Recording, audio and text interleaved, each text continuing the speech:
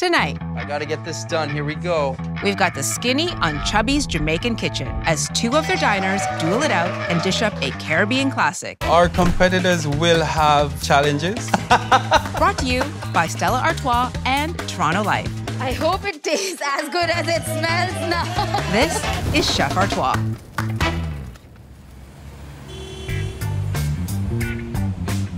Hi, I'm Pay Chen in Toronto's fashion district, where good food is always in style. But one of the biggest makeovers this area has seen is the transformation of an old Victorian row house to Chubby's Jamaican Kitchen. The menu at Chubby's may have a modern twist, but when it comes down to it, it's home style all the way. And so are the surroundings. The wood beams and exposed slats of what was a 1890s three-bedroom house are just part of the experience. Add a view of the wood-fired jerk pit grill, and you know that you're in for something special. Eclectic design, soulful service, and jerk chicken that takes 4 days to make have made Chubby's Jamaican Kitchen a top pick for Caribbean cuisine. But the global pandemic hit Chubby's Island Paradise hard. Like all restaurants and bars across Canada, they were forced to close due to COVID-19. Luckily, Chubby's was able to weather the storm thanks to their pickup and delivery service. They also doubled as a market. But all of Chubby's efforts weren't about keeping the restaurant running. They also wanted to support essential services. So they came up with a program where people could buy home-cooked Chubby meals for frontline workers. It's the perfect marriage of cooking, caring, and community. And that's all a part of Caribbean culture, according to Chubby's Jamaican-born sous chef, Dadrian Coke. I'm Dadrian Coke, bringing the taste of Jamaica to Toronto. Heat and spices, that's what make Jamaican food Jamaican. I'm original from Negril, Jamaica. Actually started cooking from 6 years old. I always see my mom cooking. So I give all my credit to my mom. The style of food we serve at Chubby's is an authentic Jamaican style food, which has a creative twist to it. The energy at Chubby's Jamaican Kitchen is one of the best. The music, the food, the people, it's just like being in Jamaica. Chubby's is better than ever. Chubby's also had help from a certain blonde Belgian lager served in an iconic chalice, Stella Artois. Stella's European brewing tradition dates back to 1366. But in 2020, they made a commitment to support Canadian bars and restaurants. Stella is responsible for creating Rally for Restaurants. It's an online initiative for bars and restaurants to sell gift cards. This way, locals can support their favorite spots, even if they're temporarily closed. Any restaurant across the country can sign up, so people can go online to purchase gift cards. The bonus for the restaurant is that they can use the much-needed funds right away.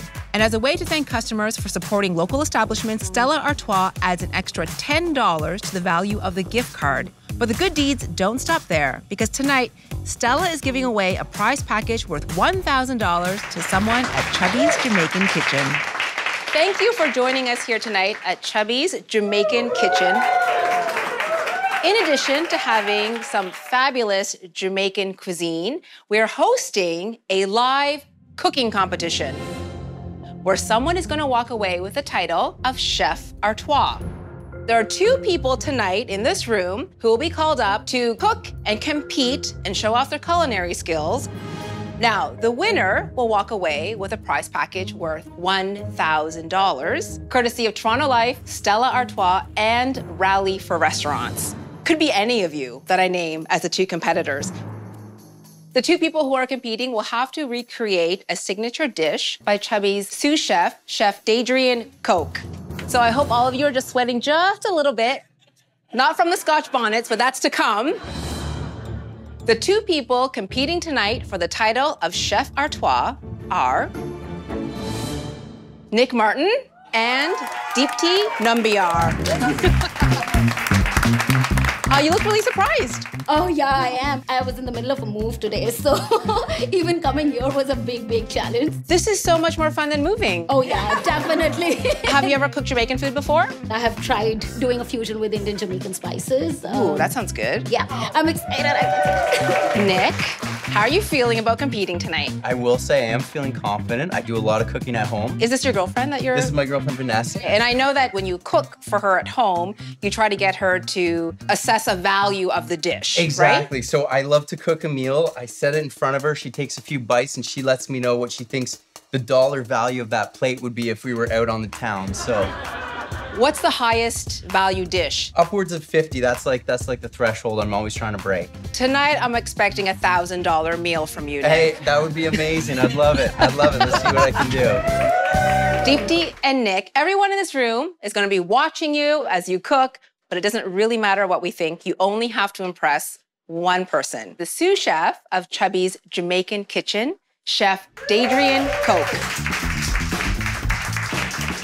Chef, tell us what dish we're making tonight. Tonight, our competitors are going to prepare our ackee and saltfish bite, which is a traditional Jamaican dish, which you would have back home every day. Your mom would make sure that you have ackee and saltfish with dumplings. You thought it was going to be easy.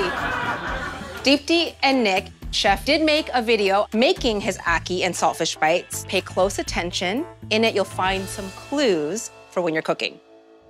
Today, I'm gonna take you on a culinary journey. I'm gonna make the ackee and saltfish bites that will be served on our fried dumplings. The main star of the dish is the ackee, which is a fruit, which is so buttery. In Jamaica, you can get ackee everywhere. It grows there right off the tree.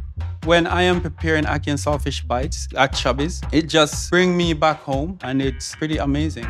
First and foremost, you would saute onions, scotch bonnet, garlic, thyme, pepper, tomatoes, then your salted cod, a little bit of butter, and then you add your ackee. Our competitors will have challenges making their dough. It's very technical. You would have all-purpose flour, salt, baking powder, a little bit of butter, and water, and just knead it into a dough and let it rest for 15 minutes.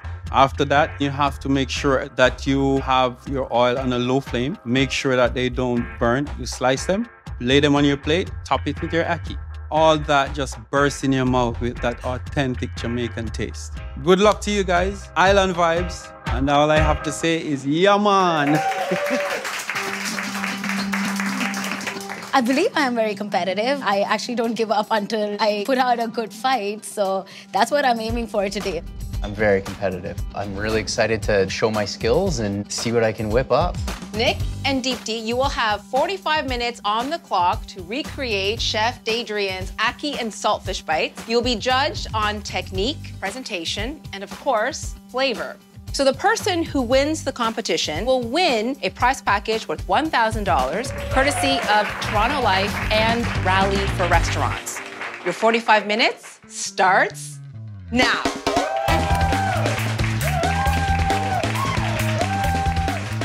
This is the first time cooking ackee saltfish. So when I first saw the video of the chef making saltfish bites, there was a few techniques that I'm not too familiar with. I'm starting with the dumplings. I haven't made a lot of dumplings before, so that's going to be a challenge. Try not to spill everything everywhere. If you're not familiar with kneading a dough, getting a dough consistent, you will have challenges. The key to making a good dumpling is the dough, so I've got to get that right, which it is not at the moment. It's not quite right.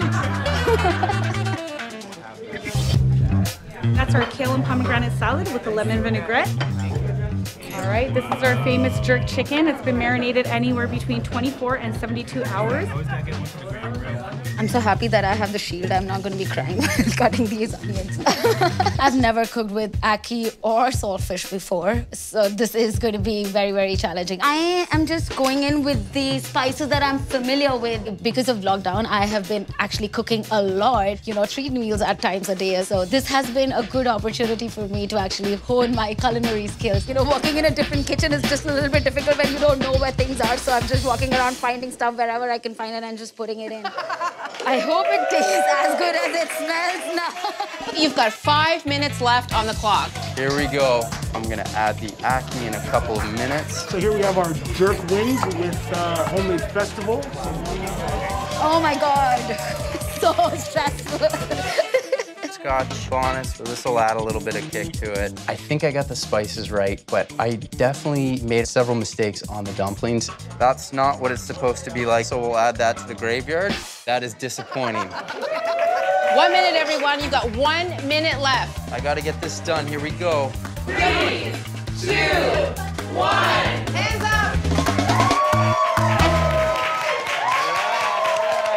I am very confident I'm gonna win, although Nick also looks really confident, so I think the chef is gonna tell us how good it is gonna be.